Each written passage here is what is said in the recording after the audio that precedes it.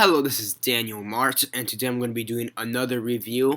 This is going to be a kind of a bit of a different review. It's going to be an episode review, but for a show I normally don't review at all. It's going to be for the Teenage Mutant Ninja Turtles, the 2012 series, and it's going to be for episode 10 of season 4, Trans-Dimensional Turtles.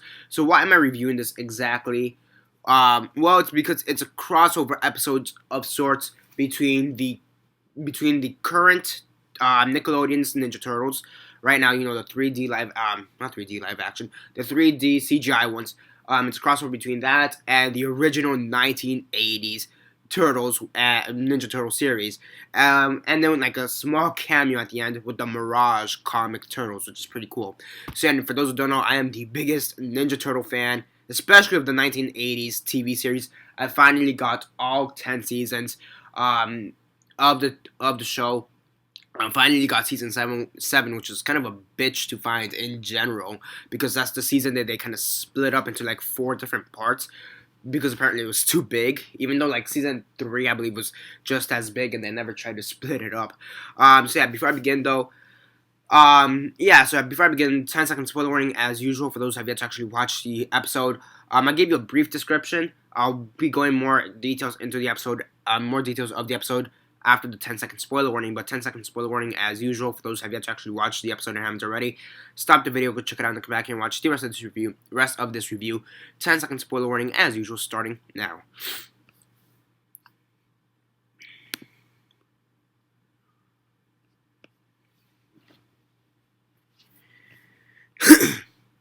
Okay, so 10 seconds are up. So for those who have yet to actually watch this episode and haven't already, please don't comment down below or be messaging me. Then I will give you a fair warning, because as usual I did. So as usual, quick synopsis, likes and dislikes, and then the rate. So yeah, now I'm gonna start off with this. I don't really know what's going on in the current Ninja Turtles show. I'm a big fan of the Turtles. I'll say that much. But I'm mostly a fan of the 1980s TMNT series. I haven't seen any of the 2003. I believe it's like 2003 animated show. I haven't seen any of that. And I've seen a few episodes from this series, from this Nickelodeon, the new Nickelodeon series. I've seen a few episodes in my so yeah. And yeah, so we kind of start off. I guess they're in space, from what it seems. I will say throughout the episode, I do like how they kind of play catch up for those who haven't seen the show at all. They kind of give you a brief description of what's been going on. So I do like that. And so I guess they're in space with this robot. They're trying to figure out how to go back in time and save Splinter and Planet Earth. Again, I haven't watched the show, so if I'm wrong in any way, please do correct me down below. Again, this isn't one of those shows where I watch it for verbatim. I just kind of watch it when it's randomly on TV, which for me it's a shame. And yeah, I do feel bad. I haven't been following the series as much as I should have, and I know eventually I will. But whatever. For the time being, this is how I'm watching it. Just casually, one episode here, one episode there. So yeah. So where was I? So yeah, I guess this robot they're trying to go back in time and save Splinter and Planet Earth, because these Martians, these like Triceratops Martians or like dinosaur Martians or something like that from Dimension X or whatever, are trying to take over the galaxy, and they somehow manage to escape New York and Planet Earth with this one robot and April and Casey Jones, because we do see a quick scene of them. So yeah, now all of a sudden they are transported to the 1980s TMNT, and what's so cool about it is the fact that you actually get the original voice actors of that series. Let me just pull up the names very fast, because I kind of forgot who the cast for that show is, but you do get the original voice actors of that series. At least for the Turtles. For the Turtles, you get Cam Clark, Barry Gordon, I believe. Barry Gordon. You got Cam Clark, Barry Gordon, Rob Paulson, and Townsend Coleman. They're all back. I mean, well, to be fair, Rob Paulson, I do know that he is already in I do know he's already doing the voice acting role of Donatello, I believe, in the new series, in the current Nickelodeon series. And they kind of do have a pretty funny joke with a, what's wrong with your voice? Who are you talking to, or something like that. That was pretty funny. So yeah, so they kind of go back in time. Not well, they go to a different dimension, 1980, and not yeah, the 1980s TMNT universe. Say, this is what's going on. Can you kind of help us? Because there's this like time extra, like there's like this extra dimensional time bomb, and yeah, and then we get Krang from again. We also get Krang from the original voice actor of Krang, who is, let me see if I can find it here. Where is Krang? Krang. Pat Farley. So yeah, you also get Pat Farley back. So I mean, overall, it's just a real big nostalgia trip. And I mean, especially with the voice acting, as a whole, it's a real big nostalgia trip. And yeah, you're trying to get these kind of time extra dimensional bombs out of the way so they don't destroy every single turtle universe.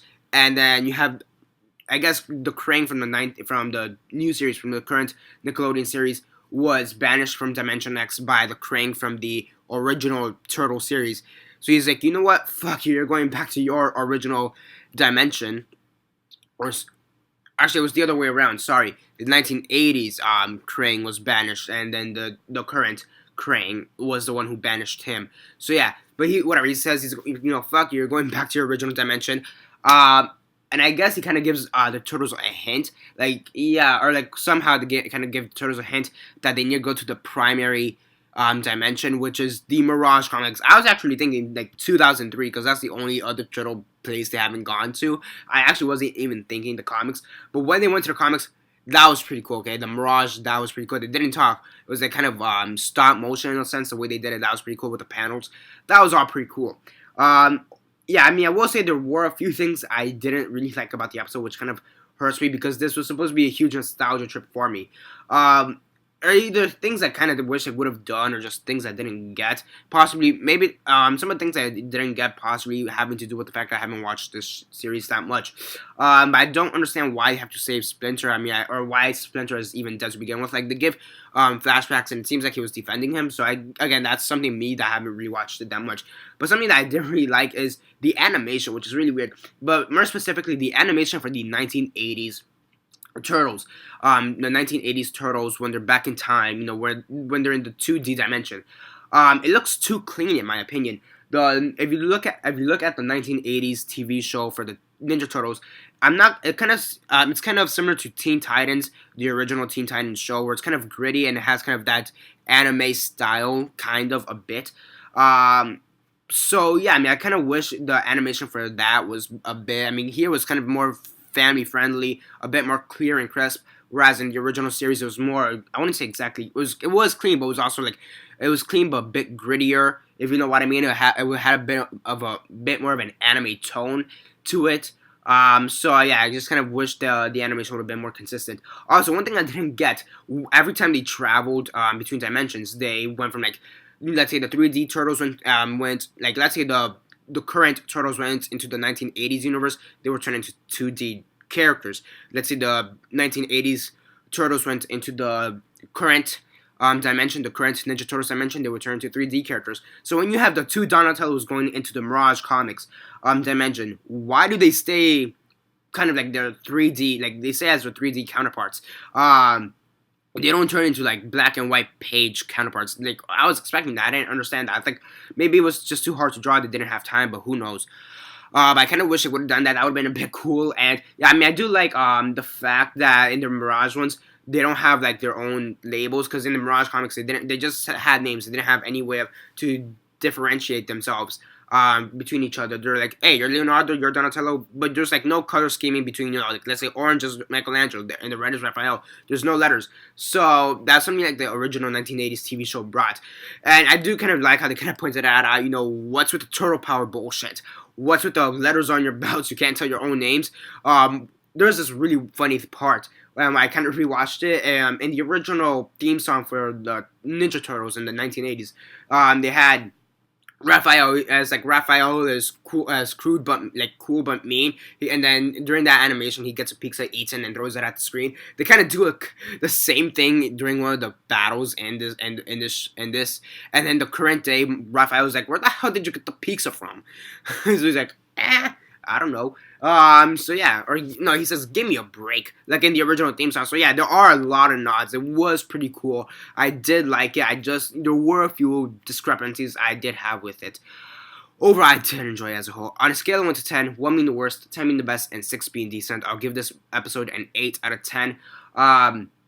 Yeah, again, I don't watch this series as much as I should. I will admit that I should watch this more, especially since I love the Turtles, and that is something I am a bit disappointed in myself for not doing that. I should watch a bit more, but stuff happens, and yeah, I mean, again, I've watched a few episodes over here. There, eventually, I will catch up to the series.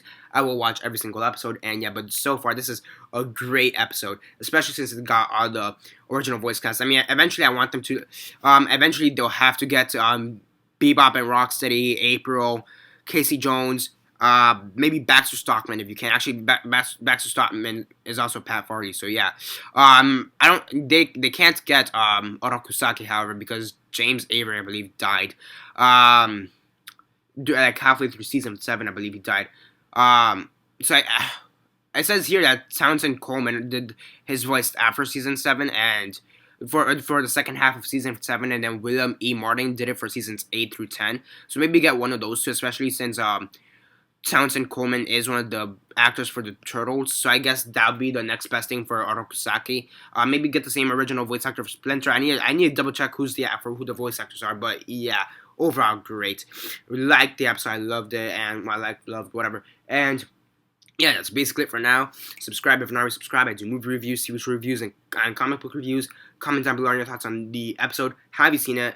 Again, comment down below, like the video, share on Facebook, Twitter, MySpace, or whatever you guys prefer. That's basically it for now. This is Daniel Mart, signing off. Give me a break.